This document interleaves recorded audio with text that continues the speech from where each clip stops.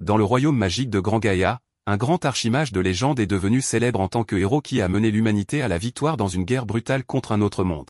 Sa maîtrise inégalée de la magie et son leadership ont sauvé d'innombrables vies et restauré la paix dans tout le pays, lui valant respect, admiration et gratitude éternelle, du moins c'est ce qu'il croyait. Lors d'une grande célébration organisée en son honneur, le roi a soudainement annoncé un décret choquant. Le héros même qui avait sauvé le monde allait être banni. Bien que le roi ait reconnu ses exploits, il a prétendu que le pouvoir écrasant de l'archimage était bien trop effrayant pour être conservé maintenant que la paix était restaurée. Pour aggraver les choses, le vin qu'il a bu était secrètement additionné d'un agent de scellement, et ses 4 subordonnés élémentaires triés sur le volet se sont retournés contre lui sur la base de fausses accusations de trahison. Quelques instants avant sa mort, il a lancé un sort secret de réincarnation et se réveille 3000 ans plus tard dans un hôpital moderne. Lorsqu'il se relève, il réalise qu'il s'est réveillé dans le corps d'un lycéen, Shiobana Azuma, et c'est un choc car le type a le même nom que lui. Les alarmes se sont déclenchées, et le personnel médical s'est précipité. Et à leur grande surprise, Azuma se tenait debout comme si de rien n'était. Il considère cela comme un miracle, car il était censé être dans un état végétatif sans espoir. Le médecin se précipite pour lui taper sur l'épaule, mais Azuma est perdu dans ses pensées. Il se rend compte que le sort de réincarnation a dû fonctionner, puisqu'il est sain et sauf. De plus, il est surprenant qu'il puisse comprendre la langue parlée par le personnel médical. Comme la première chose qui lui vient à l'esprit est de comprendre la civilisation de ce monde, il demande au personnel où se trouve la plus grande bibliothèque. Le personnel hésite à lui répondre, et il utilise le contrôle mental sur une des infirmières pour qu'elle lui donne les indications. Azuma aperçoit un sac au loin et leur demande si c'est le sien. L'infirmière sous son influence dit oui, laissant le médecin perplexe quant à la raison pour laquelle la femme lui dit volontairement tout ce qu'il veut savoir. Azuma prend alors son sac et quitte l'hôpital sans se retourner. Il est à la gare lorsqu'il remarque le smartphone dans son sac, et comme il ne connaît pas cet objet, il interroge la femme à côté de lui. Il l'appelle une plaque de métal, et la fille lui fait savoir que c'est un smartphone. Azuma utilise alors son pouvoir d'expertise sur le smartphone, et son analyse lui apprend que c'est un appareil magique qui peut accéder à pratiquement tout ce qu'il veut, y compris la bibliothèque qu'il recherche. Peu de temps après, il monte dans un train et, après plusieurs analyses, il se rend compte qu'il n'avait même pas besoin d'aller à la bibliothèque puisqu'il a pu acquérir les connaissances de base sur le monde grâce au smartphone. Azuma a également compris qu'avec cet appareil magique, n'importe qui peut communiquer avec des personnes éloignées et rechercher ou rassembler instantanément tout type d'informations. Il a pu reconstituer que 3000 ans se sont écoulés depuis sa mort et que la technologie magique a régressé. Elle a été remplacée par la science. Et même si cela semble pratique, Azuma pense que ce n'est rien de spécial car ce ne sont que des tours de passe-passe. Il peut voir qu'il est maintenant dans le monde paisible pour lequel il a risqué et même sacrifié sa vie. Peu de temps après, il arrive à la maison du précédent propriétaire du corps et réalise qu'il a perdu toute sa famille. Sur la table se trouve un journal intime, et quand il le prend pour le lire, il se rend compte que le type voulait mourir parce qu'il était harcelé par ses camarades de classe et même par le professeur. Azuma réalise à quel point c'est pire lorsqu'il ouvre le smartphone et voit que le type recevait constamment des messages d'insultes. La plupart de ces messages proviennent du chat de groupe du lycée de formation de mages du quartier de Shibuya où le type étudie. Le lendemain, Azuma se présente à l'école, choquant ceux qui le connaissent. Il s'approche de lui pour lui demander s'il va bien, ce qui choque Azuma qui leur demande s'il n'est pas censé être à l'école. Un des élèves révèle alors que le rapport dit qu'il a essayé de se suicider parce qu'il ne supportait plus le harcèlement constant. L'arrivée décontractée d'Azuma soulève des questions parmi les élèves, et il essaie encore de comprendre ce qui se passe lorsqu'un type aux cheveux roux, Tanuji Kiryo, et sa bande apparaissent. Dès qu'il voit Kiryo, Azuma comprend qu'il est le descendant d'un de ses subordonnés d'il y a 3000 ans. Kiryo s'approche d'Azuma, lui disant qu'il l'avait déjà prévenu de ne pas venir à l'académie. Kiryo se moque d'Azuma, lui demandant si sa magie a failli le tuer et lui a fait perdre la mémoire. Kiryo rit hystériquement d'Azuma, le traitant de perdant. Les subordonnés de Kiryo suggèrent de jouer avec lui comme ils le font d'habitude. Azuma réalise alors que Kiryo était celui qui traitait l'autre Azuma comme un moins que rien. Cela met Azuma en colère, et il décide de tester la quantité de mana que possède ce corps. Il active sa magie et frappe Kiryo au visage sans crainte. Les spectateurs sont choqués de voir Azuma attaquer Kiryo. Les subordonnés de Kiryo chargent Azuma avec colère, mais Azuma n'est pas inquiet car le mana de son corps lui convient parfaitement. Azuma esquive facilement les attaquants et les met à terre avec de simples compétences de combat. Il décide alors de tester sa puissance de mana et déchaîne une puissante vague magique qui les projette au sol. Kiryo est furieux de l'humiliation que lui inflige Azuma et déchaîne avec colère un canon de feu infernal. Les élèves sont choqués en voyant cela, car c'est un sort puissant qui est interdit dans l'enceinte de l'école. Les élèves crient à Azuma de esquiver l'attaque, sinon il mourra. Étonnamment, Azuma ne bouge pas d'un pouce et active un voile de particules qui anéantit la magie. Le sort d'Azuma brise le canon de feu, et Azuma est soulagé que son sort signature fonctionne toujours. Kiryo est abasourdi lorsque ses flammes disparaissent avant d'atteindre Azuma. Même les élèves qui regardent sont perplexes, car c'est quelque chose qu'ils n'ont jamais vu auparavant. Azuma décide de prendre les choses au sérieux et fonce sur Kiryu, laissant le type pétrifié car il ne s'attendait pas à ce qu'un déchet comme Azuma se défende aussi bien. Kiryu se considère, lui et ses subordonnés, comme des élites, et Azuma n'est même pas censé pouvoir leur effleurer un cheveu.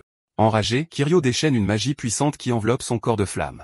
Azuma reconnaît la magie de l'ère ancienne et se rend compte qu'il a éveillé son potentiel parce qu'il est furieux. Alors que tout son corps s'embrase, il poursuit Azuma, mais avant qu'il ne puisse agir, Azuma le rencontre à mi-chemin avec un coup de poing dans le ventre. Cela envoie une vague de douleur dans son corps, et Azuma achève le tout avec une pichenette douloureuse à la tête, qui le fait voler. Quand tout se calme, Kiryu et ses gars sont tous allongés au sol, se tordant de douleur. Les autres élèves sont à la fois stupéfaits et horrifiés. Azuma, de son côté, analyse la structure de son corps et se rend compte que le mana latent est incroyable, mais qu'il manque d'endurance pour suivre. Plus tard, Azuma est assis en classe aux côtés des autres élèves, et il se promet de ne pas laisser se répéter ce qui s'est passé dans le passé.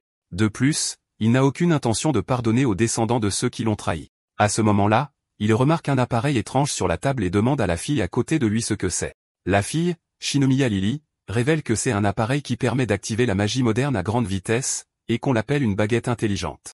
Azuma se rend alors compte que la magie moderne est essentiellement un mélange de science et de magie. En gros, les sorts d'il y a 3000 ans sont maintenant appelés magie ancienne, et ceux qui la pratiquent ont disparu. En raison des progrès de la science, la magie moderne est devenue la norme. La magie moderne est essentiellement basée sur des théories, ce qui semble étrange à Azuma, mais la rend intrigante. Soudain, Azuma réalise qu'il peut en fait créer sa propre magie hybride originale en combinant la magie moderne avec la magie ancienne, et cette pensée l'excite. Une fois que le professeur a terminé son cours, Azuma demande à Lily si les cours de la journée sont finis, mais elle lui dit qu'un test d'aptitude mensuel est prévu pour aujourd'hui. Pour cette raison, ils se dirigent tous vers la cour de l'école. Quelques instants plus tard, ils arrivent dans la cour de l'école et sont accueillis par leur professeur, George Todu. Il leur fait savoir que le test du jour sera le plus important jusqu'à présent, car il décidera de leur attribut en tant que mage. Il les exhorte à prendre le test très au sérieux. Comme Azuma a encore beaucoup à apprendre, il demande à Lily de lui expliquer les couleurs des attributs. Lily révèle que les mages de feu sont rouges, tandis que les mages d'eau sont bleus, et les mages des ténèbres sont noirs. Apparemment, le mana est canalisé à travers les circuits de mana du corps pour lancer des sorts, mais les circuits ont une capacité limitée, donc la plupart des gens s'en tiennent à un seul élément. C'est ce choix qui détermine la spécialisation d'une personne. Peu de temps après, George appelle Azuma sur scène. Avec un visage dégoûté, il lui demande quel élément il va choisir. Avec un visage confiant, Azuma dit à George qu'il n'a aucun intérêt à choisir l'un des éléments car être sans élément lui convient parfaitement. George pense que Azuma plaisante, mais Azuma lui fait comprendre qu'il n'a aucune intention de ne choisir qu'un seul élément. Cela met George en colère car il croit que Azuma se moque de lui. Les autres élèves sont surpris car Azuma choisit d'être un NEET. Ils n'arrivent pas à croire qu'il choisit intentionnellement un élément désavantageux. C'est la première fois que Azuma se fait traiter de NEET, et il comprend que c'est ainsi qu'on appelle un mage sans couleur à l'ère moderne. Cependant, ils n'est pas inquiets car ils ont tous tort. Suivre une voie de développement biaisée est fondamentalement stupide, car rester sans couleur est le seul moyen d'utiliser pleinement son mana. George commence à se plaindre, se demandant pourquoi quelqu'un d'aussi nul que Azuma est même inscrit à l'académie. George menace de frapper Azuma comme il le fait régulièrement. Azuma comprend alors que George est le professeur qui s'en prenait toujours à l'ancien Azuma. George dit à Azuma qu'il n'y a aucun potentiel pour les mages sans couleur, mais Azuma n'est pas d'accord, affirmant que les NETS sont les plus forts. Comme George ne veut pas y croire, Azuma suggère de tester la théorie avec un combat d'entraînement. Azuma est prêt à montrer à George que les NETS sont les plus forts, mais cela met le professeur en colère. Il n'arrive pas à croire que Azuma le défie sérieusement en combat. Et à cause de cela, il informe les élèves qu'il y a eu un changement de programme. Il leur annonce que le test d'aptitude du jour comprendra un combat d'entraînement sans restriction. Lily panique en apprenant que George n'ajoute aucune restriction au duel, car George est le plus fort de toute la faculté. Avant que le combat ne commence, George dit à Azuma de ne pas le blâmer pour ce qui pourrait arriver pendant leur affrontement. Azuma dit nonchalamment à George qu'il devrait plutôt s'inquiéter pour lui-même. Le match commence, et George sort 2 baguettes intelligentes, prétendant être le seul de l'académie capable de maîtriser plusieurs éléments. Il combine 2 frappes, la bombe magique moderne et la lance de tonnerre. Tout le monde croit que Azuma est fini alors que les attaques se dirigent droit sur lui, mais à leur plus grande surprise, il bloque nonchalamment l'attaque avec un sort de barrière. George regarde avec horreur car ce qui se passe juste devant lui est tout simplement impossible. George lance une autre vague d'attaque sur Azuma, mais il la bloque toujours sans effort. Cela choque George et même les élèves qui regardent. George continue de lancer toutes les attaques qu'il peut, mais Azuma s'approche lentement de lui tout en parant toutes ses attaques. George commence à paniquer et crie à Azuma de ne pas s'approcher davantage. Azuma s'approche de lui avec confiance, écrase sa baguette intelligente avant de poser sa main sur son épaule et de lui infliger une attaque douloureuse. Azuma dit à Georges de confesser tout ce qu'il a fait à tout le monde, sinon il le réduira en poussière. Réalisant que Azuma ne bluffe pas avec sa menace, Georges commence à se confesser. Il révèle qu'il a toujours détourné le regard lorsque Kiryu et sa bande harcelaient Azuma. Même quand Azuma cesse de confier à lui, il l'a quand même frappé pour ça. Les élèves sont horrifiés et déçus en entendant cela, et ils se précipitent pour aller chercher le directeur. Georges s'effondre à genoux, et Azuma le regarde de haut en lui demandant ce que ça fait de perdre contre un mage sans couleur. À cause du combat contre Georges, Azuma devient une force effrayante en classe car il ressemble maintenant à une personne complètement différente. Après le cours de la journée, Azuma se tourne à nouveau vers Lily pour lui parler, ce qui choque la jeune fille. Azuma remercie Lily pour son aide un peu plus tôt, et le visage de Lily devient rouge de gêne. Azuma aggrave encore les choses pour Lily en s'approchant d'elle et en lui demandant si elle est d'accord pour sortir avec lui. Le monde entier de Lily s'effondre quand elle entend ça. Le visage complètement rouge, elle accepte subtilement de sortir avec lui. Cependant, la réalité la rattrape vite lorsqu'elle réalise que Azuma voulait dire autre chose. Il veut seulement qu'elle lui fasse visiter l'école et les endroits importants qu'il doit connaître. Après lui avoir fait visiter, Azuma la remercie de son aide, et elle se sent complètement idiote de s'être fait des illusions. Elle ne parvient pas à contenir ses émotions et commence à s'énerver jusqu'à ce que Azuma lui demande quel est le problème. Elle répond rapidement que tout va bien.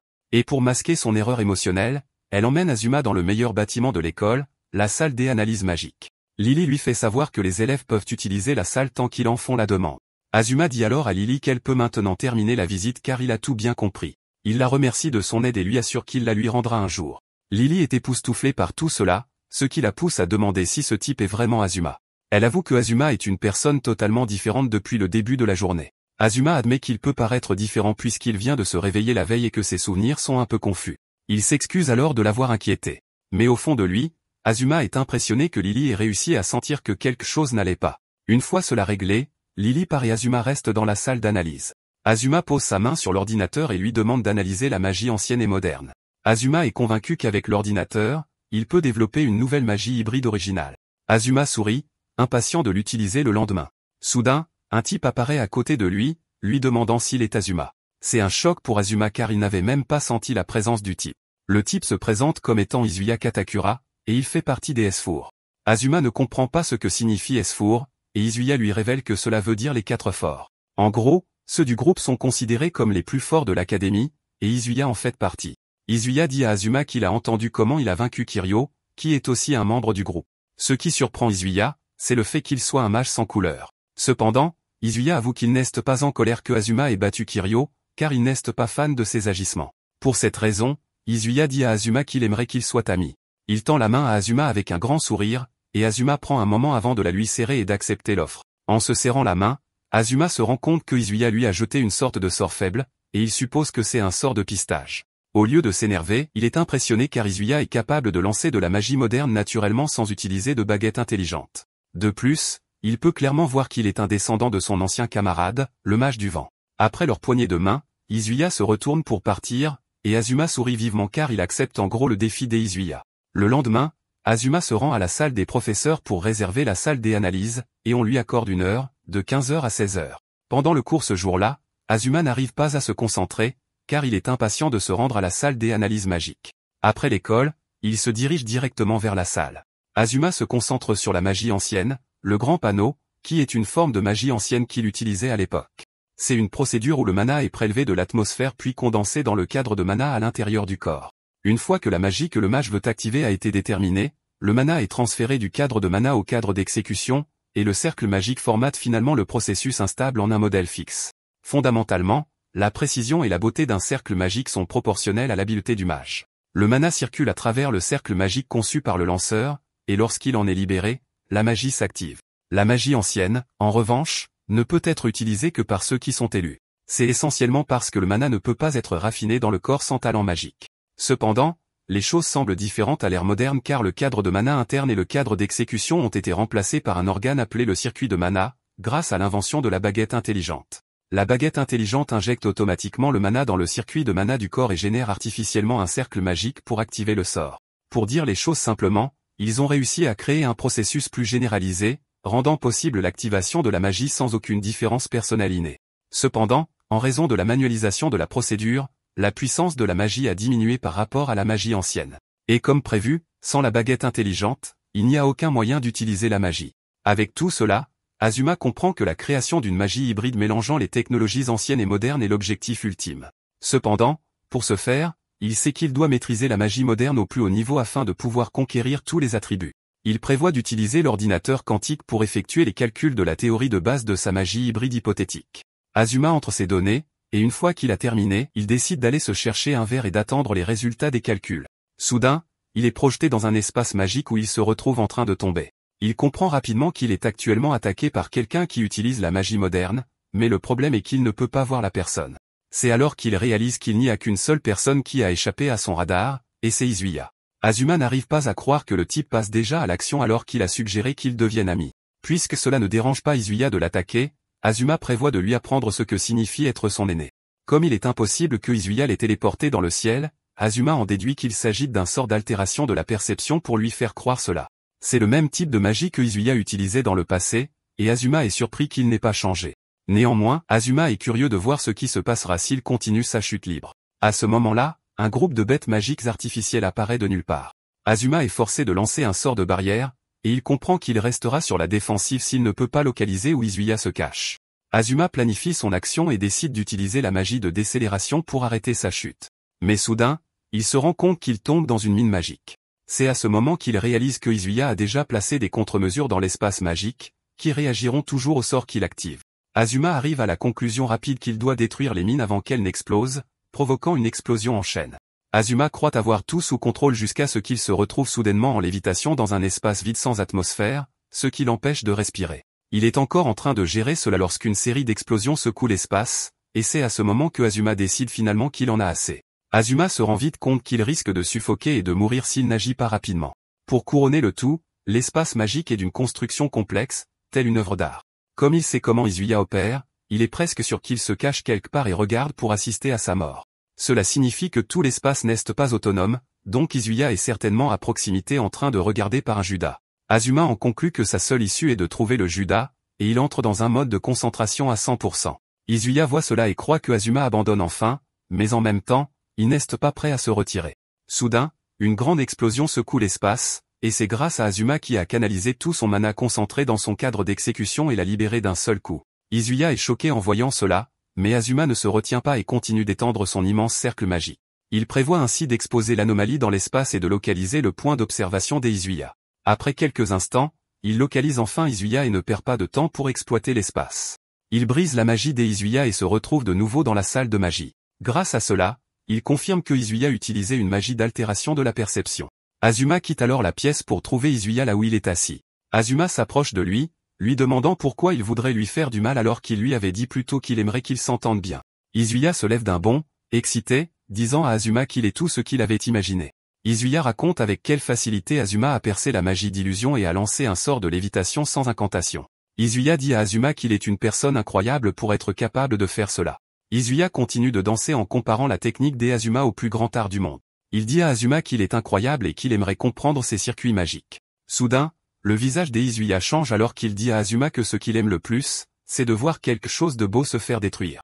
Avant que Azuma ne puisse réagir, il réalise que Izuya a de nouveau une longueur d'avance sur lui et qu'il est tombé dans un autre de ses sorts. Izuya active alors son sort magique, chute de météores, et un tas de matériaux de construction en contrebalai vite dans les airs pour s'abattre sur Azuma dans une tentative de l'empaler. Même avec un certain nombre de matériaux tranchants se dirigeant vers lui, Azuma garde son sang-froid.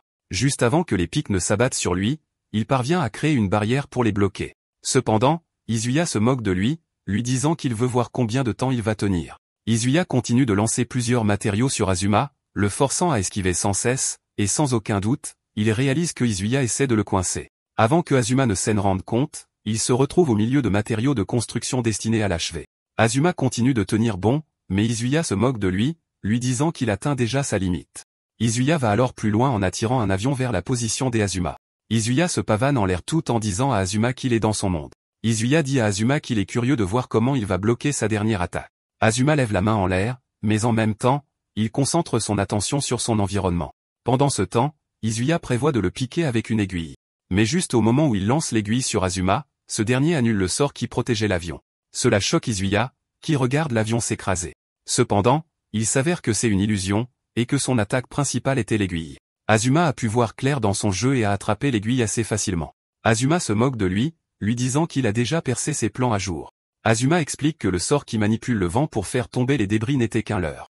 Izuya avait fait tomber de vrais objets comme des poteaux et des plaques de métal, mais il a ensuite enchaîné avec un avion illusoire pour attirer son attention. Pendant que Azuma était distrait, il a alors lancé l'aiguille magique imprégnée d'un sort de perturbation de la conscience, ce qui était le véritable coup d'Izuya. Azuma sourit car même la prétendue chute de météore d'Izuya n'était qu'un bluff. Azuma félicite Izuya pour ses efforts, mais lui fait savoir que tout ce qu'il essaie de faire est inutile contre lui. Izuya conteste cette possibilité, disant qu'il est impossible que Azuma ait pu voir à travers sa magie, car aucun mage vivant ne le remarque quand il active sa magie. Izuya dit que cela n'est possible que si la personne est un archimage légendaire d'il y a 3000 ans. À ce moment, Azuma lui dit que parce que sa magie était excellente, il va mettre fin au combat avec subtilité. Il fonce vers Izuya à une vitesse à laquelle il ne peut réagir, et lui dit qu'il a utilisé trop de magie devant lui, ce qui lui a donné l'occasion de l'analyser.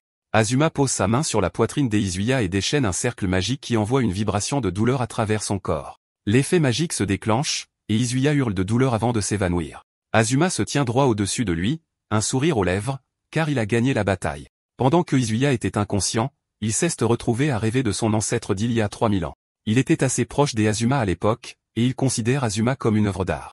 Même s'il était proche des Azuma, Izuya n'était pas proche du reste de l'équipe car il les évitait toujours. Kiryu pense que Izuya est timide, mais leur autre coéquipier dit que Izuya ne l'apprécie probablement pas, tout simplement. Apparemment, Izuya ne s'entend pas avec les autres parce qu'il n'apprécie pas l'art, et Izuya n'est pas du genre à fréquenter des gens comme eux. Alors que les choses allaient pour le mieux entre lui et Azuma, l'un de ses coéquipiers l'informe soudain que le roi a publié un décret royal déclarant que Azuma est un traître. Izuya ne veut pas y croire car il ne pense pas qu'il soit possible que Azuma les trahisse. Son coéquipier lui dit que c'est vrai, car le roi a le pouvoir de prévoyance, et il ne cesse jamais trompé. Cela brise le cœur d'Izuya, car il considère Azuma comme une œuvre d'art, et il se demande pourquoi il risquerait tout pour trahir le royaume. Izuya s'interroge à ce sujet lorsqu'il se réveille à l'infirmerie. Comme Izuya n'a pas vécu les événements directement, il croit que ce dont il vient d'être témoin est un terrible rêve. Izuya essaie de se ressaisir quand Azuma apparaît, lui offrant de l'eau à boire. Il lui dit que c'est une boisson électrolytique avec du sucre. Azuma suggère à Izuya de se réhydrater aussi vite que possible car il a perdu beaucoup de liquide en transpirant. Izuya est choqué et demande à Azuma pourquoi il l'aide. Azuma mentionne que Izuya a encaissé son sort de plein fouet, et qu'il était impossible qu'il s'en sorte indemne.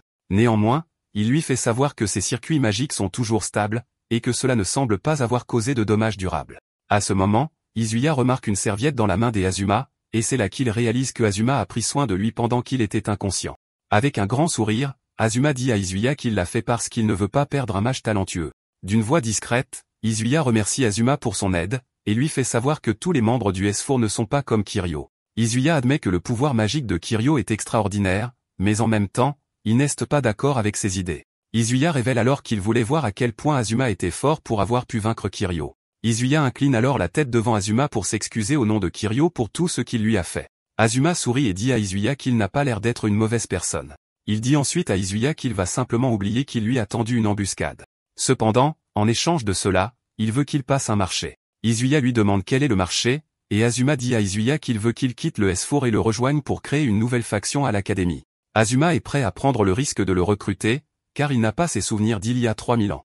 Azuma a déjà compris qu'il aura besoin d'alliés s'il veut accomplir quoi que ce soit à cette époque. Azuma fait savoir à Izuya qu'il compte sur lui pour l'accompagner vers le futur qu'il vise. Izuya est complètement stupéfait et honoré par l'offre. Il ne perd pas de temps, descend du lit et s'agenouille devant Azuma, lui disant qu'il est prêt à le suivre. Azuma est surpris par le comportement d'Izuya car il se souvient clairement que Izuya d'il y a 3000 ans avait fait la même chose. À ce moment, Azuma fait savoir à l'infirmière qu'il la voit jeter un œil derrière la porte. La femme sort rapidement en disant qu'elle ne le faisait pas exprès. Comme il en a fini avec Izuya, Azuma se prépare à partir. Avant de partir, il donne à l'infirmière un graphique qui analyse le circuit magique d'Izuya. Azuma lui dit qu'elle peut s'en servir comme référence, et au moment où elle regarde le graphique, elle en perd presque la tête. Elle n'arrive pas à croire à quel point le graphique est incroyablement détaillé. Elle crie à Azuma de s'arrêter et lui demande s'il serait prêt à rejoindre son institut de recherche en tant qu'étudiant spécial. Azuma se retourne, lui sourit et rejette l'offre, lui disant qu'il aime déjà l'académie. Après son départ, Azuma se dirige vers la salle d'analyse magique car il a été un peu distrait et doit poursuivre ses recherches. Une fois que l'ordinateur a fini d'analyser tout ce qu'il a suggéré, il conclut que sa théorie est recommandée pour être présentée lors de conférences académiques en tant que nouveau système magique. Azuma est ravi que son intuition ait été bonne, et il pousse un soupir de soulagement car cela jette les bases de la magie hybride qui mélange les méthodes anciennes et modernes. Azuma comprend que la prochaine chose qu'il fera sera d'ajuster chaque formule magique pour des utilisations spécifiques. Après cela, il les adaptera au circuit magique, et il devra également vérifier leur compatibilité avec les éléments.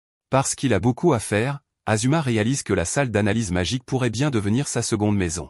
Azuma prévoit de surpasser toute la magie ancienne qu'il a apprise et de créer ensuite une magie révolutionnaire. Le lendemain en classe, le professeur décide d'interroger Azuma car on le soupçonne de tricher depuis que ses notes ont soudainement augmenté. Le professeur lui dit de s'avancer pour résoudre la question qui est au tableau. Le professeur manipule Azuma pour qu'il s'avance, et Azuma s'approche avec confiance pour leur prouver que les nits ne sont pas des déchets. Azuma prend la craie, il commence à résoudre l'équation dans les moindres détails, choquant le professeur et même les élèves. Azuma explique même l'origine de l'équation et son utilité. Apparemment, c'est la même équation qui a mené à l'invention des baguettes intelligentes. Et quand le professeur entend cela, il est complètement dépassé. Il n'a d'autre choix que de dire à Azuma qu'il a raison, et il lui dit de retourner à sa place. Le professeur est abasourdi car Azuma vient de résoudre un problème destiné aux étudiants universitaires. Alors qu'il retourne à sa place, Lily ne peut détacher ses yeux de ce type cool et décontracté. Pendant le déjeuner, la majorité de la classe s'approche de Lily, la suppliant de parler à Azuma pour qu'il devienne leur ami. Réalisant qu'ils ne la laisseront pas respirer si elle ne le fait pas, Lily accepte finalement de parler à Azuma. Lily demande alors à Azuma s'il sera libre après les cours pour qu'ils puissent aller au café des Ebisu avec le reste de la classe. Azuma refuse d'abord l'offre, mais au moment où il réalise que Lily sera humiliée, il change Davis. Toute la classe éclate de joie quand il dit cela, et ils admettent que c'est le plus beau jour de leur vie. Pendant ce temps, une fille étrange observe Azuma, et elle a l'intention de démolir le magnifique visage d'Azuma. Quelques instants plus tard, Azuma et ses camarades de classe arrivent au café, mais Azuma ne peut même pas avoir un moment de répit tant les élèves s'intéressent à tout ce qui le concerne. Lily se lasse vite de leurs questions incessantes et leur crie de poser leurs questions un par un. Azuma commence alors à répondre à toutes leurs questions, comme quel est son plat préféré et les avantages d'être un nit. Même lorsqu'il est sur le point d'oublier une question, l'étudiant la lui rappelle rapidement. Azuma révèle que la personne dont il est le plus proche est Lily. Et au moment où il dit cela, Lily manque de s'évanouir, mais elle essaie de garder son calme pour que les choses ne se terminent pas comme avant. Cependant, elle passe ses émotions sur le gobelet qu'elle tient, le serrant si fort qu'elle en renverse tout le contenu. Azuma trouve encore un moyen de la troubler en la réconfortant à cause de la boisson renversée. Lily dit alors à Azuma que les étudiants sont curieux à son sujet, car aucun d'entre eux ne suit de cours d'élite. Apparemment, pour eux, la signification de nit n'est pas ni étudiant, ni employé, ni stagiaire. Cependant, ils sont tous convaincus que ce n'est pas le cas pour Azuma. En fait, ils pensent que cela signifie plutôt soigné, habile, intelligent et incroyable. Azuma sourit en entendant cela et dit aux étudiants qu'ils ont peut-être raison. Lily n'arrive pas à croire que Azuma soit vraiment d'accord avec tout ce qu'ils ont dit jusqu'à présent. En quittant le café, ils s'assurent d'échanger leurs coordonnées avec Azuma, ce qui provoque une nouvelle vague d'excitation pour eux. Pendant ce temps, quelqu'un espionne Azuma et envoie sa position en direct à son patron. Azuma remarque bientôt la présence de cette personne et dit à Lily d'être prudente. Soudain, un groupe d'étudiants d'élite apparaît devant eux. Azuma exige de savoir pourquoi ils sont là, mais ils restent silencieux jusqu'à ce qu'une voiture s'arrête devant eux. Les étudiants créent alors un passage pour la personne à l'intérieur de la voiture. Lorsque la portière de la voiture s'ouvre, les camarades de classe d'Azuma paniquent car le type qui sort de la voiture est l'un des S4. Le type s'approche d'Azuma et se présente comme Fukata Shion, le chef de l'union des clubs de l'académie. Sans aucun doute, Azuma peut voir que Shion est le même Shion d'il y a 3000 ans. Shion dit alors à Azuma qu'il a entendu comment il a aidé Izuya. Et comme le groupe ne peut pas continuer à devoir des faveurs, il décide de défier Azuma en duel magique. Lily est choquée en entendant cela, et Azuma se tourne pour lui demander si elle sait ce qu'est un duel magique. Lily est horrifiée quand elle réalise que Azuma n'en sait rien, et elle lui chuchote à l'oreille ce qu'est un duel magique. Comme Azuma met trop de temps à donner sa réponse, Shion déchaîne son aura de combat effrayante pour l'intimider.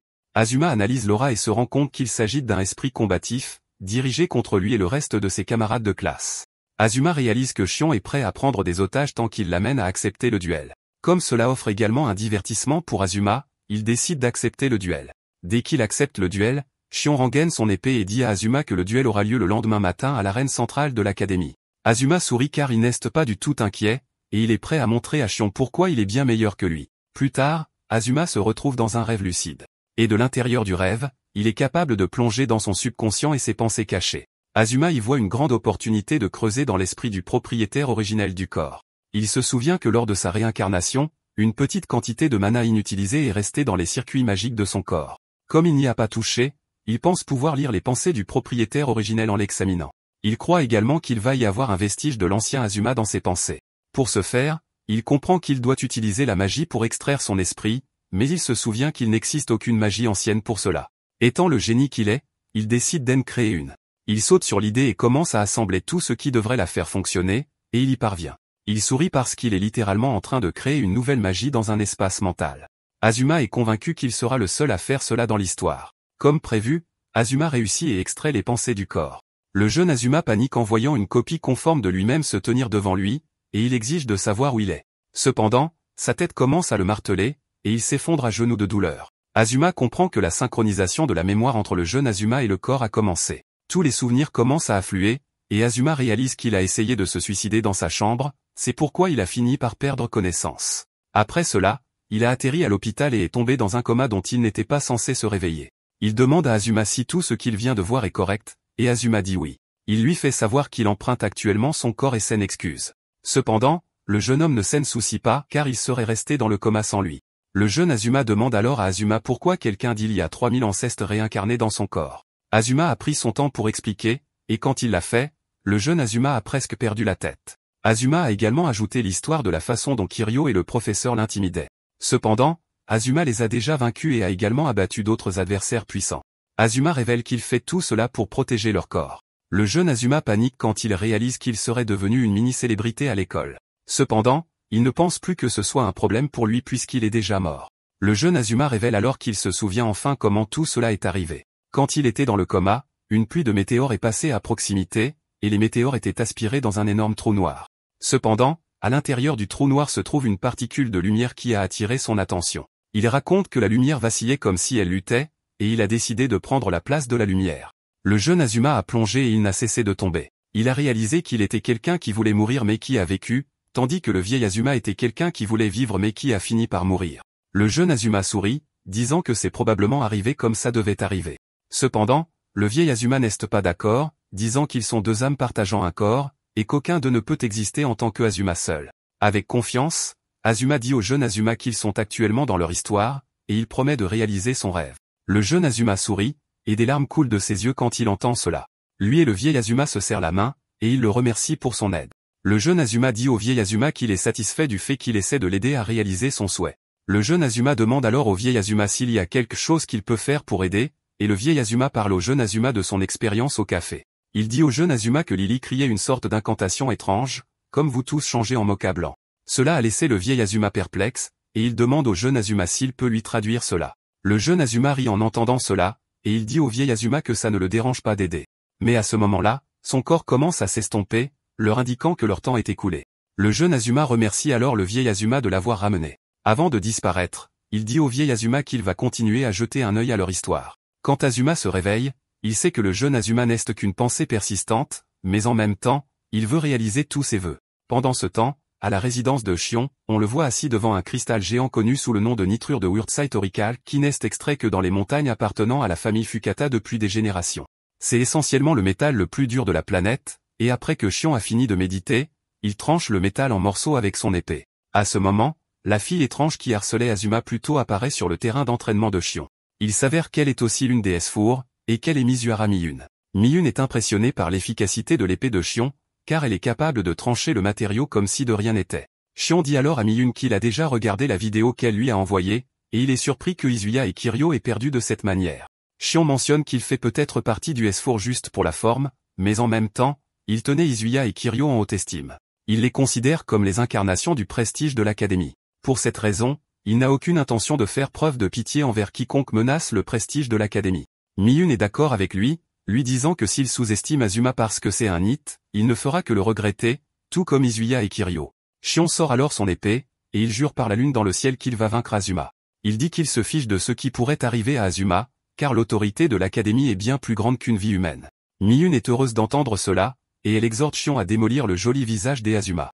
Miyun lui demande alors s'il a l'intention de sortir son arme secrète pendant le combat, mais Shion dit non, estimant que le combat ne justifiera pas une telle chose. Il pense que sa familiarité est suffisante pour le combat, et c'est ainsi que le jour du duel arrive, et Azuma est excité par toute cette affaire. En parlant du duel de magie, c'est un combat officiel entre étudiants qui est basé sur l'utilisation de la magie.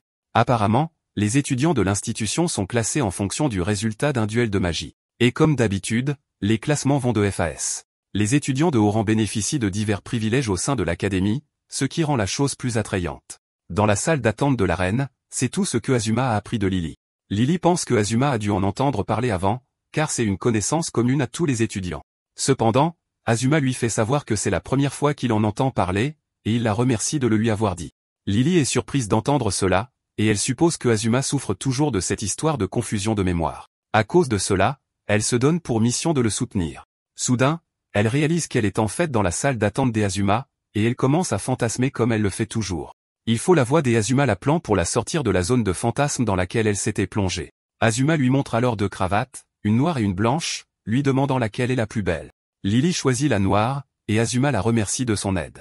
Azuma demande alors à Lily s'il aura plus de temps dans la salle des analyses magiques s'il réussit à augmenter son rang, et Lily répond oui. Lily n'arrive pas à croire que la salle des analyses magiques soit la préoccupation d'Azuma parmi tous ses soucis.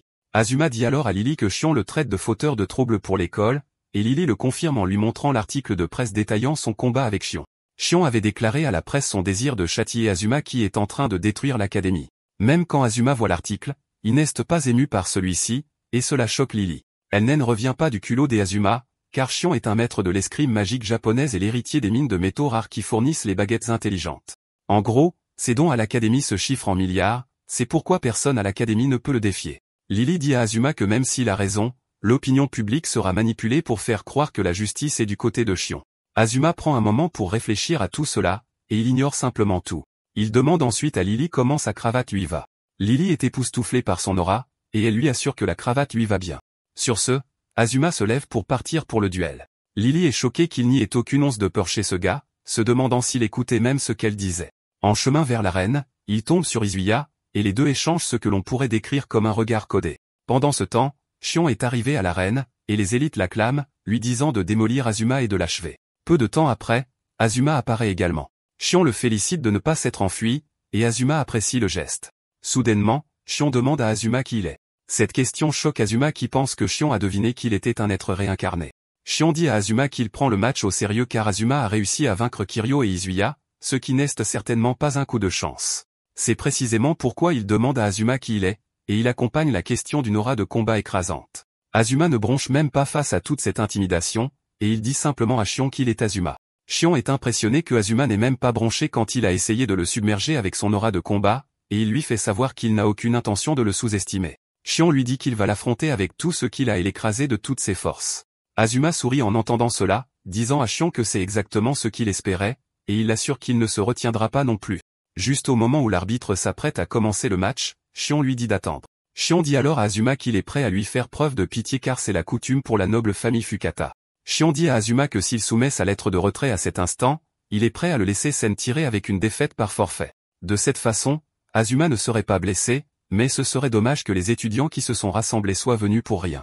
Shion demande à Azuma quelle est sa décision, et Azuma se tourne vers l'arbitre pour lui demander quelque chose aussi. Azuma demande quel serait son rang s'il gagnait le match. L'arbitre révèle que Shion est actuellement un étudiant de rang S tandis que Azuma est de rang F. Cela signifie que Azuma montera au rang A s'il parvient à gagner le duel. Après avoir entendu cela, Azuma se tourne vers Shion et lui dit qu'il sera prêt à se retirer du match s'il est prêt à faire passer son rang de FAS. Azuma conclut en disant à Shion qu'il évitera également de se blesser s'ils font comme ça. Au moment où il dit cela, la rage de Shion submerge toute la pièce. Shion dit à Azuma que cela fait longtemps que quelqu'un ne lui a pas manqué de respect de la sorte. En raison de l'impolitesse d'Azuma, Shion l'assure qu'il ne lui pardonnera pas, même s'il supplie ou pleure. En fait, il est prêt à réduire Azuma en bouillie. Azuma le provoque davantage en lui disant de venir l'affronter par tous les moyens. Shion, en colère, dit à l'arbitre de commencer le match. Et puisque Shion est la réincarnation de son subordonné du passé, Azuma sait qu'il ne peut pas se retenir au risque de perdre. Azuma prévoit d'utiliser toute la puissance de la magie ancienne dès le début. Azuma dévoile son cercle magique, choquant toute la salle car ils n'ont jamais vu un cercle magique comme celui d'Azuma auparavant. Azuma lance alors une explosion magique sur Shion, mais avant qu'elle ne puisse l'atteindre, elle est interceptée. Il s'avère que Shion utilise une magie d'attributaire à interception automatique. Azuma n'est pas surpris car c'était aussi comme ça que son ancien lui se déplaçait. Shion dit alors à Azuma que sa magie d'origine inconnue ne fonctionnera pas sur lui. Shion saisit son épée, disant à Azuma qu'il est prêt à mettre fin au combat d'un seul coup. Azuma est stupéfait par l'épée car elle agit à la fois comme une baguette intelligente et une lame physique. Azuma regarde Shion préparer son attaque, et il devine quelle est la contre-stratégie de Shion. Azuma est impressionné, et il se prépare à être celui qui brisera l'espace impénétrable de Shion. Pour Shion, Azuma est une mutation anormale apparue de nulle part. Il le voit comme une sale nuisance qui perturbe l'harmonie de l'école, C'est pourquoi il ne peut pas tolérer cela. Xion est confiant que Azuma n'a pas ce qu'il faut pour bloquer son attaque, et même les étudiants sont tous excités de voir le coup de grâce de Xion. Pour aggraver les choses pour Azuma, il se retrouve piégé par la magie de Xion pour l'empêcher de s'échapper. Dès que Xion sait que Azuma est piégé, il passe à l'action. Miyun observe avec admiration, se demandant ce que Azuma va faire car le coup de Xion peut trancher même le matériau le plus dur de la planète. Alors que le coup se dirige vers Azuma, il enlève sa cravate, disant qu'il a fini de jouer gentiment. Il lance alors un sort de durcissement sur la cravate, la transformant en un matériau dur comme la pierre. Avec cela, il bloque l'attaque de Xion et la brise même. Cela choque Xion et tout le monde dans la salle, car Azuma a bloqué la technique mortelle de Xion avec juste une cravate. Azuma active également une magie d'évanouissement pour dissiper la magie de restriction qui le maintenait en place. Une fois libre, Azuma disparaît, donnant des frissons à Xion. Pendant ce temps, Azuma prépare une contre-attaque, et Xion panique à cette seule pensée. Réalisant que Azuma est introuvable, Xion renforce son espace absolu en préparation d'une attaque. Azuma apparaît soudainement derrière lui, et juste au moment où il s'apprête à porter son coup, le système d'interception automatique entre à nouveau en jeu. Une main géante émerge du sol et bloque l'attaque des Azuma, donnant à Xion tout le temps nécessaire pour envoyer un coup d'épée vers Azuma. Cependant, Azuma parvient à esquiver le coup, et il jette son épée avant de foncer sur Xion. Xion pense que Azuma court à sa propre mort en faisant cela. Cependant, Azuma le choque en gardant son sort de dissipation de particules activé. Cela dissout tout ce qui pourrait bloquer le chemin des Azuma alors qu'il se dirige vers Xion. Juste au moment où il atteint Xion, il sort une autre épée et la balance violemment sur Xion. Lily est choquée en voyant cela, et elle réalise que Azuma avait aussi gardé la deuxième cravate. Xion se retrouve à lutter contre la force écrasante des Azuma, mais Azuma le félicite de tenir bon, car il avait prévu de terminer le combat en un seul coup. Xion admet également que Azuma est le premier à s'approcher de son domaine, et à cause de cela, il prévoit de dévoiler sa technique d'épée secrète pour la première fois. À ce moment-là, Xion déchaîne son épée magique, la pleine lune brumeuse, qui émet une lumière vive. Azuma ne parvient pas à l'arrêter, et Xion reçoit un coup direct à la poitrine. Miyun sourit car c'est une technique d'épée qui combine une épée magique perturbatrice avec une épée magique perforante, et c'est quelque chose que même elle ne peut pas esquiver. Le coup va directement dans sa poitrine, envoyant une vague de dégâts atomiques dans le corps des Azuma. Azuma perd sa mobilité et s'écrase au sol, laissant Lily crier de douleur et de désespoir. Azuma étant inconscient, Xion craint qu'il ne soit mort car il a mis trop de puissance dans son coup. Xion dit à l'arbitre de vérifier l'état des Azuma, et celui-ci se précipite pour le faire. Xion est déjà prêt à accepter la punition pour la mort des Azuma sous le prétexte que c'était une erreur. Soudain, Azuma se remet sur pied comme un zombie, et il a l'air terrifiant en le faisant. Xion est stupéfait car Azuma ne devrait pas être capable de résister à la technique secrète de son escrime magique.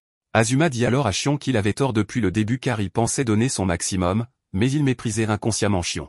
Cependant, maintenant qu'il est de retour, Azuma est prêt à devenir sérieux avec lui. Azuma marche vers Xion, et celui-ci panique en se préparant à utiliser à nouveau sa technique d'épée secrète.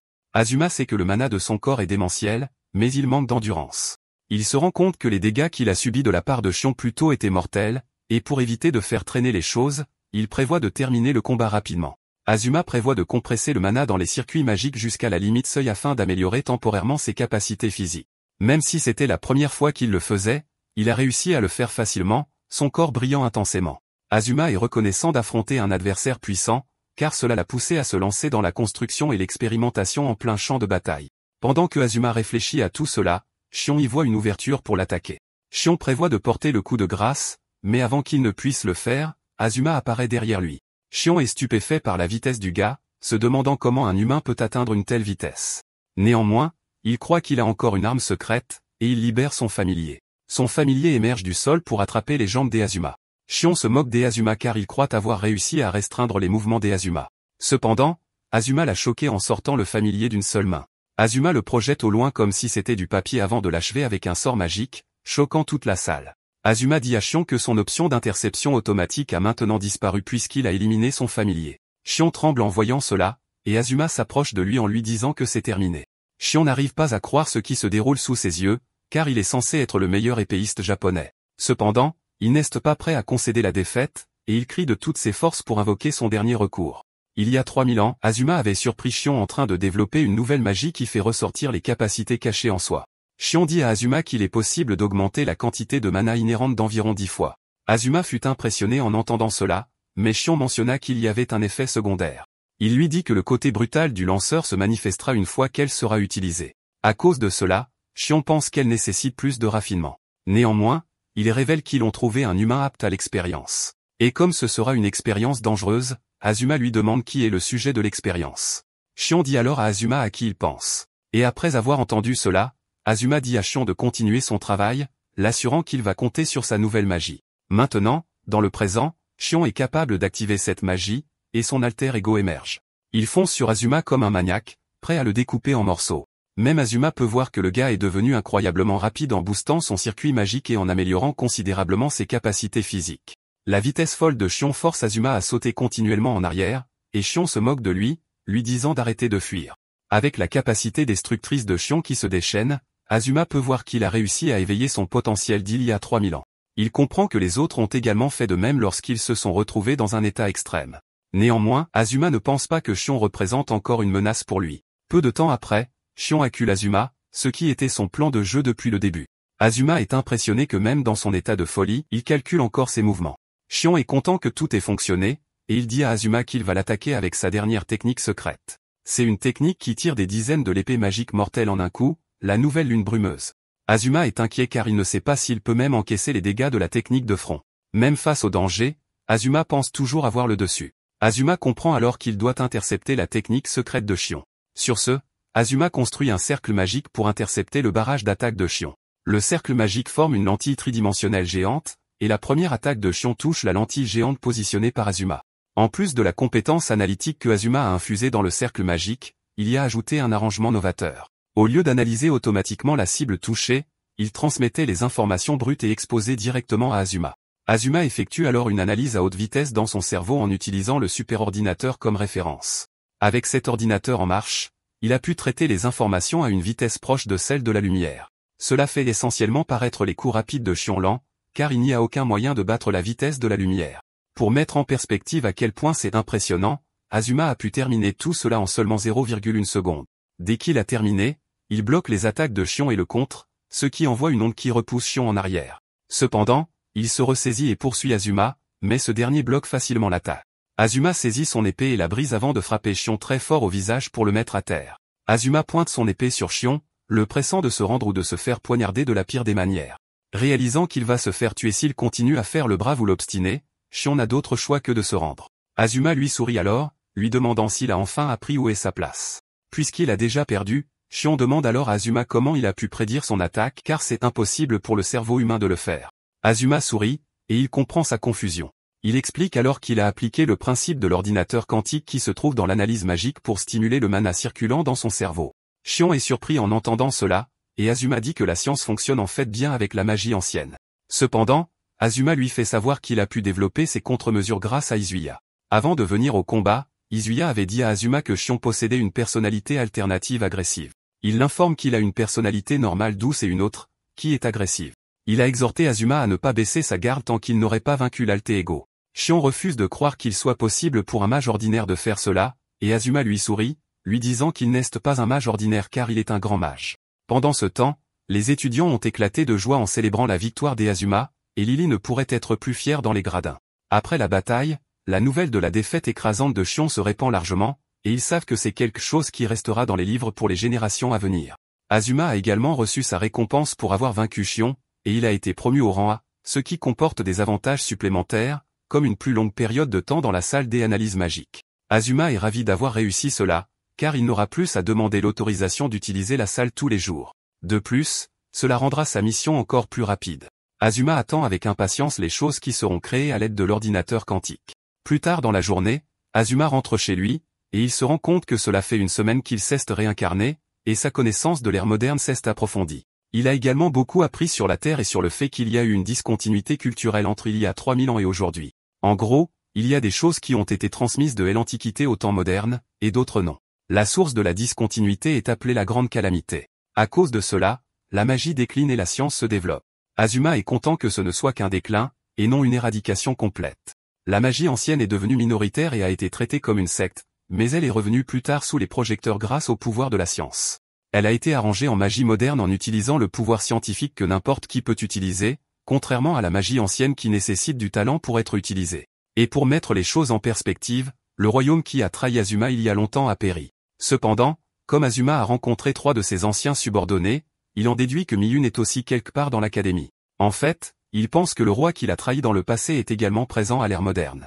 À ce moment-là, l'alarme programmée d'Azuma se déclenche, et Azuma se rend compte qu'il a un rapport avec une date limite sur lequel il doit travailler. Azuma se rend compte que le jeune Azuma travaillait sur quelque chose qu'il avait inventé dans les temps anciens. Puisqu'il est à l'origine de tout cela, Azuma est confiant qu'il va le terminer en un rien de temps. Il remarque alors une note sur la table, et quand il l'ouvre, il se rend compte que ce qui y est écrit a été recouvert d'encre. Azuma utilise alors sa magie pour effacer l'encre, et il est surpris de voir que c'est une liste de choses à faire avant de mourir. C'est la liste des choses que le jeune Azuma voulait faire avant de mourir, et soudain, l'une d'elles attire son attention, rencontrer sa famille perdue depuis longtemps. C'est à ce moment que Azuma se rend compte que le souhait du jeune Azuma n'était pas la vengeance, mais la famille. Puisque le jeune Azuma tient à rencontrer sa famille, l'ancien Azuma promet de réaliser son souhait. Le lendemain, Azuma arrive à l'académie avec l'allure d'un véritable étudiant, et il attire l'attention de tous par sa façon de se comporter. Alors qu'il traverse l'école, les étudiants sont tous stupéfaits de la façon dont il a changé du tout au tout. Il était autrefois un rebut à l'école, mais il est soudainement devenu une célébrité, et il a même Izuya qui le suit partout. Ce qui le rend encore plus impressionnant, c'est le fait qu'il soit un mage sans couleur. Izuya l'informe alors qu'il a soumis une demande pour quitter les S4 afin qu'il puisse créer une nouvelle faction. De plus, Izuya l'assure qu'il devrait pouvoir obtenir une salle de club. Azuma est satisfait de son travail, et il le félicite pour tout. Soudain, ils sont pris en embuscade par la presse étudiante qui a fait des recherches sur Azuma. Il parle de sa beauté et de la façon dont il a réussi à vaincre les membres des S4. Les membres de la presse veulent interviewer Azuma, mais il passe devant eux sans s'arrêter, les laissant complètement embarrassés. Cependant, les membres de la presse sont toujours tenaces, et c'est pourquoi ils se lancent à la poursuite d'Azuma. Izuya, quant à lui, escorte Azuma jusqu'à la porte de sa classe avant de partir, et juste au moment où Azuma est sur le point de s'installer, les journalistes réapparaissent. Azuma dit sans détour à la dame qu'il n'accepte pas les demandes de la presse, mais elle est très insistante. Elle assure à Azuma qu'elle ne partira pas tant que Azuma n'aura pas répondu à ses questions. Réalisant que la fille est persévérante et têtue, Azuma lui dit qu'elle doit parler à Lily car elle est sa secrétaire. Lily est choquée en entendant cela. Azuma fait savoir à la presse qu'ils doivent obtenir la permission de Lily avant de lui parler. Cependant, il les exhorte à le faire après les cours, car ils ont classe maintenant. La fille est heureuse d'entendre cela, et elle assure à Azuma qu'elle reviendra pour les questions. Après son départ, Azuma murmure à l'oreille de Lily, lui disant qu'il la récompensera certainement pour ses efforts. Peu de temps après, le professeur entre dans la classe. Azuma, de son côté, est occupé à réfléchir à sa vie depuis qu'il est devenu célèbre. Il se rend compte qu'il doit trouver un endroit secret où il pourra vivre en paix. Pendant ce temps, Lily est stupéfaite de voir à quel point Azuma dépend d'elle. Cela la pousse à fantasmer une fois de plus sur qui est l'amante d'Azuma. Plus tard, Azuma continue sa vie d'étudiant habituel, et il participe à une compétition de natation où il arrive premier. Ce qui rend sa victoire très impressionnante, c'est qu'il n'a même pas utilisé de magie, et il a pu établir un nouveau record de 35 secondes. Azuma voit aussi qu'il s'habitue vraiment au corps, mais en même temps, il sait qu'il ne peut pas trop montrer sa force car il se ferait remarquer. Azuma ne peut que prier pour que la demande d'Azuya pour la salle du club soit acceptée. Après avoir quitté la piscine, il se dirige vers les vestiaires pour se rincer. Comme le cours de natation est le dernier de la journée, il pense s'arrêter à la salle des analyses magiques après avoir parlé à Azuya. Soudain, il remarque une silhouette étrange devant lui qui s'avère être une fille. Avant qu'il ne comprenne ce qui se passe, la fille s'approche, il s'agite de mi-une, et elle dit à Azuma qu'elle veut le connaître plus en profondeur. Azuma devient immédiatement méfiant car il voit que la personne en face de lui n'est pas ordinaire.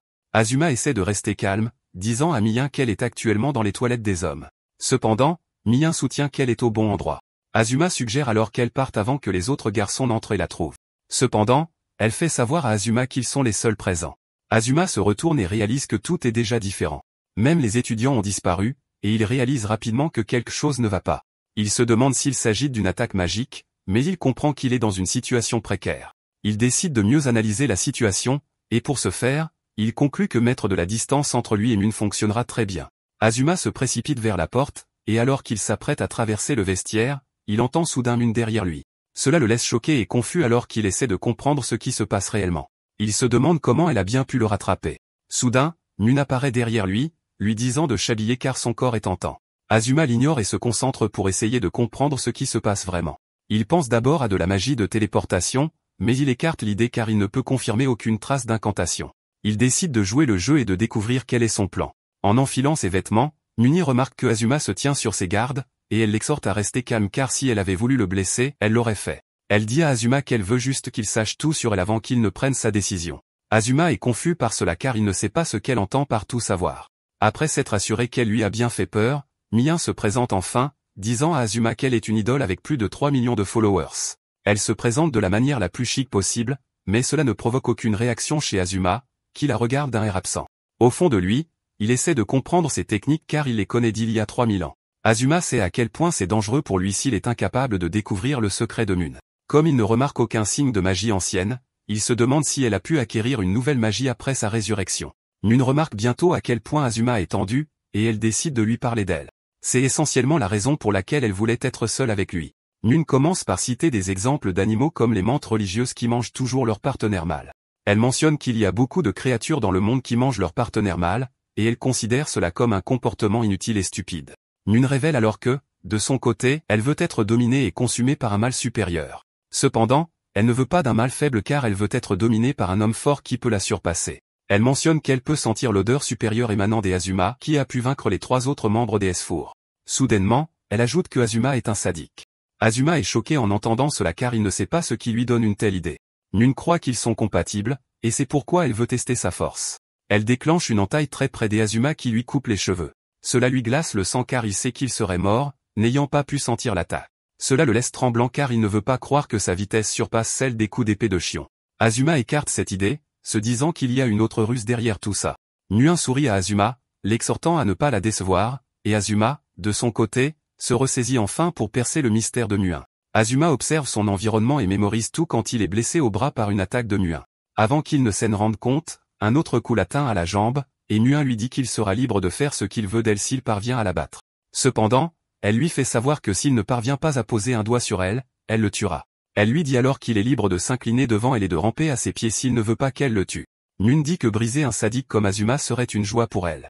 Pendant qu'elle dit tout cela, Azuma reste muet, et Mune continue d'infliger des dégâts à son corps. Mune se moque d'Azuma en lui demandant s'il a si peur de bouger, et elle lui dit qu'il est une totale déception. Elle exprime également sa déception face au refus d'Azuma de se battre. Azuma rompt enfin le silence, et Mune croit qu'il veut la supplier pour sa vie. Cependant, Azuma lui dit qu'elle se trompe car il veut seulement lui dire qu'il ne rampera ni ne suppliera jamais pour sa vie. Azuma ajoute alors qu'il n'aime même pas Mune, et cela provoque une vague de colère dans son corps. Azuma continue en lui disant que tous ses discours sur les mâles forts et la domination ne le concernent pas. Azuma conclut en disant qu'il n'a pas le désir de se trouver une amante. Azuma se moque de Mewon qui pense avoir une chance de le contrôler, lui faisant savoir qu'ils sont à des niveaux différents car il est bien plus fort qu'elle. Cela énerve Mune, et elle dit à Azuma de prouver ses paroles en renversant la situation, car un homme qui ne peut pas l'aimer ne mérite pas d'exister. Elle lance avec colère une attaque magique sur Azuma, et il bloque l'attaque initiale. Cependant, Mune enchaîne avec une autre attaque qui lui lacère la poitrine. Cependant, Azuma n'est pas inquiet car il a terminé avec succès ses préparatifs. Mune remarque aussi que quelque chose cloche, car Azuma n'a même pas essayé de riposter. À ce moment-là, Azuma déploie un cercle magique et se fait la cible du cercle. Mune est surprise de voir cela, et elle pense que Azuma est devenu fou car il essaie de se blesser. Azuma se moque alors de Muni, lui disant qu'elle a tout faux car c'est sa solution au problème. Il a trouvé un moyen de déjouer le piège de Mewon, et c'est la seule façon. Initialement, Azuma était inquiet car il trouvait étrange qu'un archimage comme lui ne puisse pas du tout percevoir la trajectoire des attaques de Mewon. À cause de cela, il a déployé dans l'air des sondes mentales invisibles imprégnées de la compétence d'analyse. Pendant que Mune l'attaquait, il analysait l'environnement pour trouver une faille. Il s'avère que l'une des sondes a été accidentellement détruite, mais c'est grâce à cela qu'il a pu remarquer une attaque venant d'une autre dimension. Il a réalisé que l'attaque était si rapide parce qu'elle l'a touché alors qu'il essayait encore de se ressaisir. Azuma commence à se demander comment il est possible que la vitesse d'attaque de Mune soit supérieure à celle d'un épéiste comme Shion. Cependant, Azuma a réussi à comprendre l'astuce. Il a remarqué que l'horloge ne fonctionnait pas mal, et que c'était sa perception qui était faussée. Azuma a compris qu'il est actuellement sous l'influence d'une magie de retard qui altère sa perception. Cependant, le problème est qu'il n'y a aucune trace de la magie étant lancée par Mune elle-même. Azuma en conclut alors qu'un autre mage maintient le sort en permanence. Finalement, il a réussi à comprendre que des formes de vie artificielles sont attachées à son corps, et ce sont toutes les familiers de Mune. Apparemment, Mune avait piégé la douche avec de l'éau mélangée à ses familiers. Il s'avère que plus les familiers s'attachent à une cible, plus leur perception est retardée, ralentissant leur conscience. Pour mettre les choses en perspective, il est devenu si lent que les mouvements de Mune étaient trop rapides pour lui. Cependant, pour se débarrasser de la magie, il doit se frapper avec un sort qui l'envoie voler. Néanmoins, la direction dans laquelle il est projeté sera la clé pour renverser la situation. Le sort d'Azuma entre en jeu lorsqu'il vole dans la salle de sauna, et son corps s'embrase. Ceci, à son tour, brûle tous les familiers de Mune attachés à son corps, mais en même temps, sa chemise brûle aussi. Azuma confirme qu'il a bien tout compris lorsqu'il vérifie l'heure et réalise que le cours du temps est revenu à la normale. Azuma sourit car la situation vient de tourner en sa faveur. Mien est terrifié quand il réalise que ses créatures magiques ont été brûlées, se demandant comment il a su. Néanmoins, il pense être en sécurité car il n'a pas remarqué son autre piège.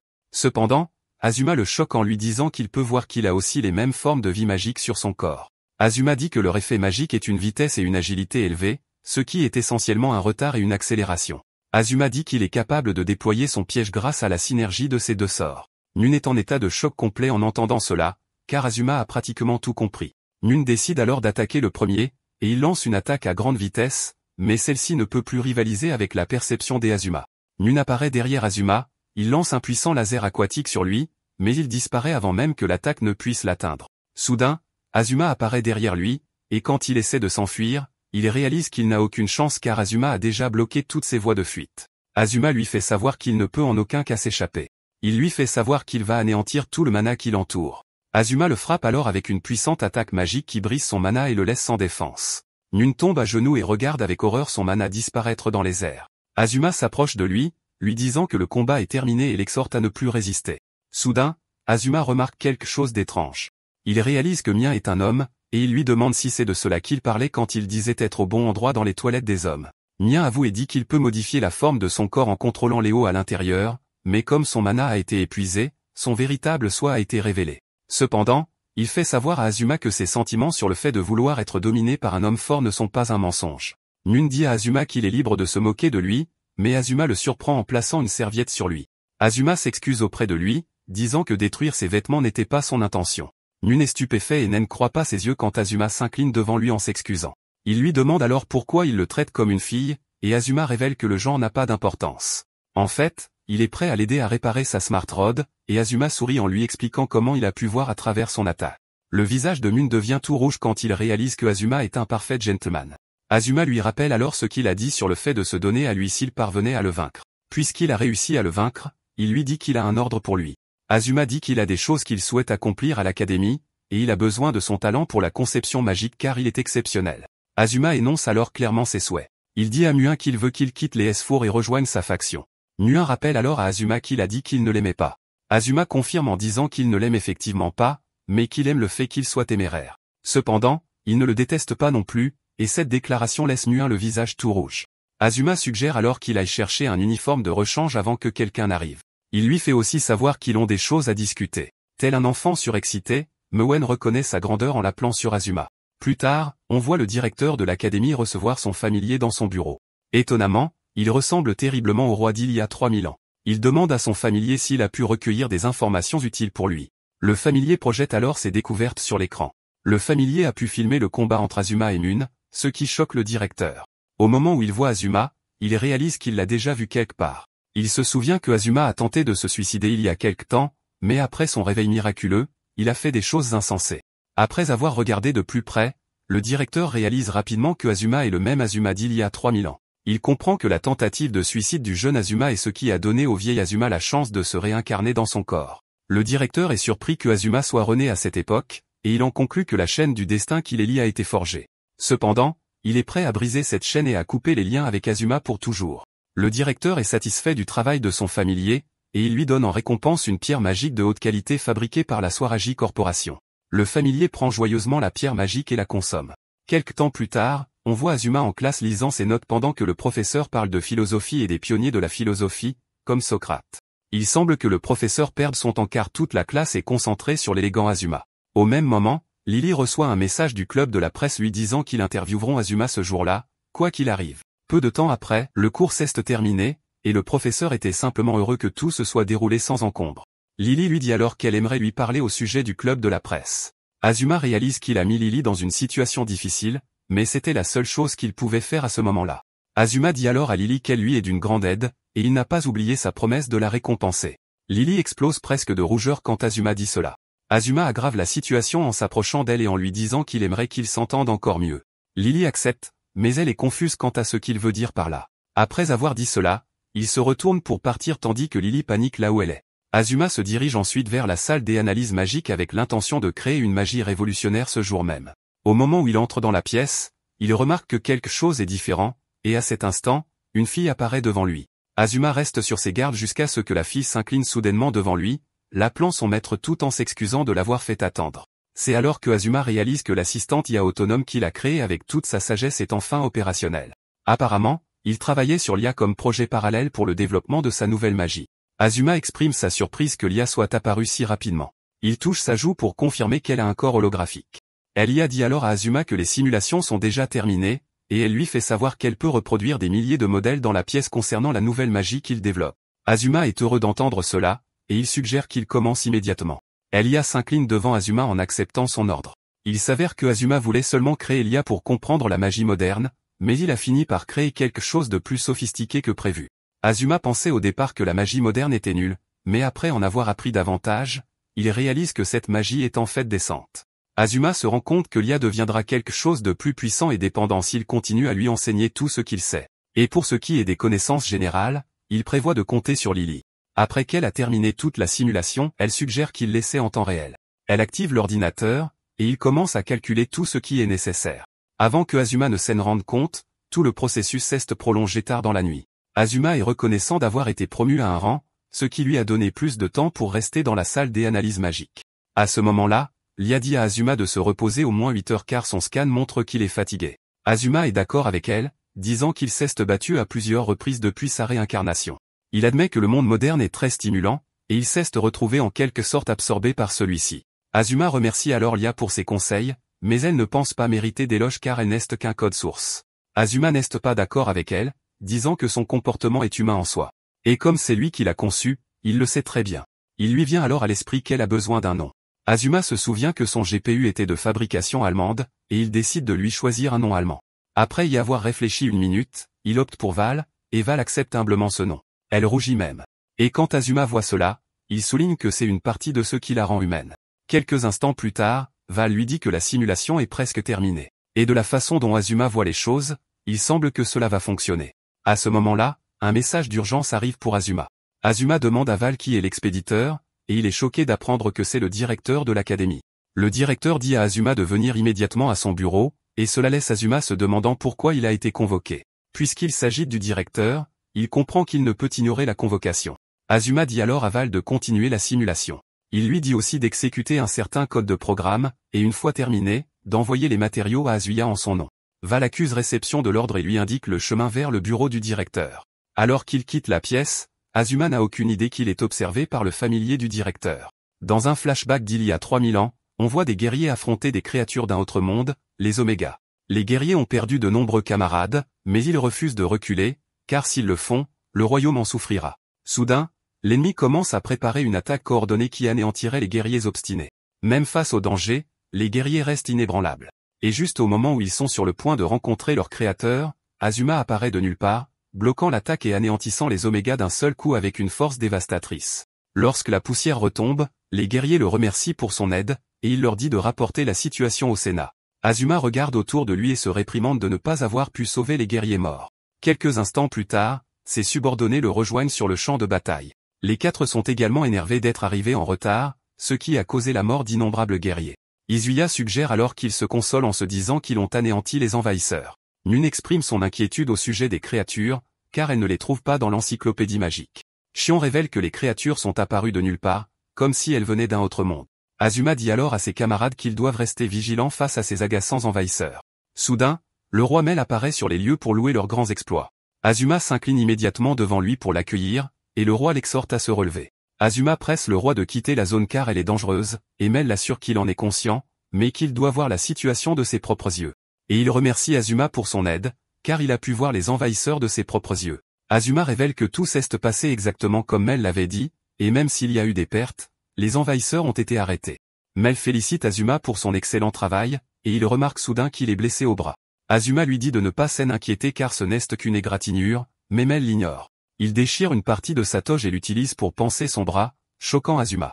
Mel dit à Azuma que, comme il n'a aucun pouvoir à part sa prescience, l'aider n'est pas grand-chose pour lui. Mel mentionne que c'est son devoir de protéger le peuple du royaume avec son pouvoir. Apparemment, il existe une légende dans le royaume à propos du bâton magique dans le livre de la sagesse. Mel croit que Azuma est le bâton tandis qu'il est le livre. Azuma est honoré par les paroles du roi, et Mel lui fait savoir qu'il compte sur lui. De retour au présent, Azuma se demande pourquoi il se souvient de cela alors qu'il se dirige vers le bureau du directeur. Quelques instants plus tard, Azuma arrive au bureau, et on lui dit d'entrer. Cependant, il est surpris en entrant dans le bureau de voir qu'il n'y a personne. Soudain, un cercle magique apparaît en dessous et au-dessus, et il se retrouve dans un autre endroit. Il réalise qu'il vient d'être téléporté par magie. Il essaie encore de comprendre la situation quand il voit le familier du directeur le fixer au loin. C'est alors que Azuma comprend enfin qu'il est tombé dans un piège.